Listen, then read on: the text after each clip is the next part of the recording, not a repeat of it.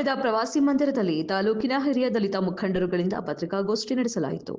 ಇದೇ ವೇಳೆ ಡಿಎಸ್ಎಸ್ ತಾಲೂಕು ಸಂಚಾಲಕ ದಂಡಿನ ಶಿವರಕುಮಾರ್ ಮಾತನಾಡಿ, ತುರುವೇಕೆರೆ ತಾಲೂಕಿನ ಪಿಆರ್ಡಿ ಎಂಜಿನಿಯರ್ ಆದ ನರಸಿಂಹಮೂರ್ತಿ ಅವರನ್ನು ಸುಖಾಸುಮ್ಮನೆ ಕರ್ತವ್ಯ ನಿರ್ವಹಣೆ ಮಾಡುತ್ತಿಲ್ಲ, ಲೋ ಪ್ರೋಗ್ರೆಸ್ ಮಾಡುತ್ತಿದ್ದಾರೆಂದು ಅವರನ್ನು ಅಮಾನತಿನಲ್ಲಿಟ್ಟಿದ್ದು, ಜೊತೆಗೆ ತುರುವೇಕೆರೆ ತಾಲೂಕು ಪಂಚಾಯಿತಿಯ ಕಾರ್ಯನಿರ್ವಹಣಾಧಿಕಾರಿಯಾದ ಶಿವರಾಜಯ್ಯ ಅವರನ್ನು ಸಹ ಇಲ್ಲದೆ ಇರುವ ಸಮಸ್ಯೆಗಳನ್ನು ಮತ್ತು ಆರೋಪಗಳನ್ನು ಮಾಡಿ ಸರ್ಕಾರಕ್ಕೆ ಅಮಾನತಿನ ಪತ್ರ ಬರೆದಿದ್ದು, ಇದರ ಜೊತೆಗೆ ಗುಬ್ಬಿ ತಾಲೂಕಿನ ಹಾಗಲವಾಡಿ ಗ್ರಾಮ ಪಂಚಾಯಿತಿ ಪಿಡಿಒ ಶಿವಕುಮಾರ್ ಅವರನ್ನು ಸಹ ನರೇಗಾ ಯೋಜನೆ ಅಡಿ ಹಣ ದುರುಪಯೋಗ ಮಾಡಿದ್ದಾರೆಂದು ಸುಳ್ಳು ಆರೋಪ ಮಾಡಿ ಈಗಾಗಲೇ ಪೊಲೀಸ್ ಠಾಣೆಯಲ್ಲಿ ಕೂಡ ಎಫ್ಐಆರ್ ದಾಖಲು ಮಾಡಿದ್ದಾರೆ.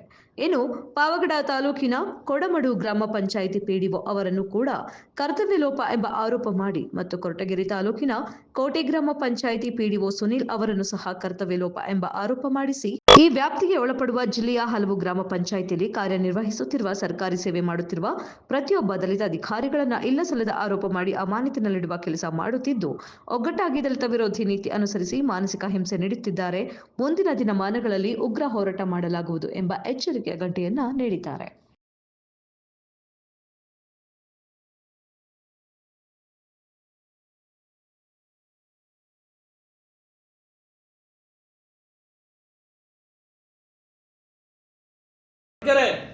ಕೊರಂಕೋಟೆ ಗ್ರಾಮ ಪಂಚಾಯತಿ ಪಿಡಿಒ ಸುನಿಲ್ ಅವರನ್ನು ಕರ್ತವ್ಯ ಲೋಪ ಅಂತ ಹೇಳಿ ಒರೆಸಿ ಅವರನ್ನು ಸಹ ಅಮಾನತಿನಲ್ಲಿಟ್ಟಿದ್ದಾರೆ.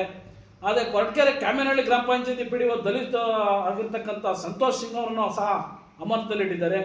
ಹಾಗೆ ಮಧುಗಿರಿ ತಾಲೂಕು ಕೊಡ್ಲಾಪುರ ಗ್ರಾಮ ಪಂಚಾಯತಿ ಪಿಡಿಒ ವಿನೋದ್ ರವರನ್ನು ಸಹ ಅಮಾನತಿನಲ್ಲಿಟ್ಟಿದ್ದಾರೆ.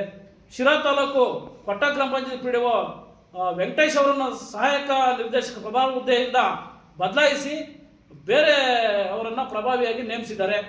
ಶಿರಾ ತಾಲೂಕು ನಾಗ್ನೂರು ಗ್ರಾಮ ಪಂಚಾಯತಿ ಪಿಡಿಒ ಇವರು ದಲಿತ ಮಹಿಳೆ ಆಗಿರ್ತಾರೆ, ಲಕ್ಷ್ಮೀಬಾಯಿ ಅವರನ್ನು ಸಹ ಅಮಾನತಿನಲ್ಲಿಟ್ಟಿದ್ದಾರೆ.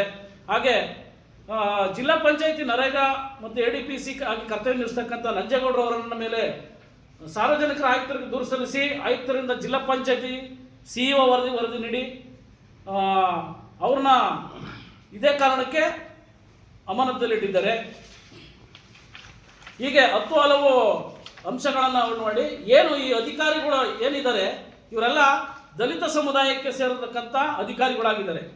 ಈ ದಲಿತ ಸಮುದಾಯಕ್ಕೆ ಸೇರತಕ್ಕಂಥ ಅಧಿಕಾರಿಗಳಿಗೆ ಮಾನಸಿಕವಾಗಿ ಹಿಂಸೆ ಕೊಟ್ಟು ಅವ್ರನ್ನ ಅಮಾನತು ಮಾಡೋದು, ಇಲ್ಲ ವರ್ಗಾವಣೆ ಮಾಡೋದು, ಅವ್ರಿಗೆ ಬೇರೆ ಬೇರೆ ಥರದ ಒಂದು ಇದನ್ನ ಹಿಂಸೆಯನ್ನು ಕೊಟ್ಟು ಅವ್ರನ್ನ ಕರ್ತವ್ಯ ಮಾಡೋಕ್ಕೆ ಬಿಡ್ತಾ ಇಲ್ಲ.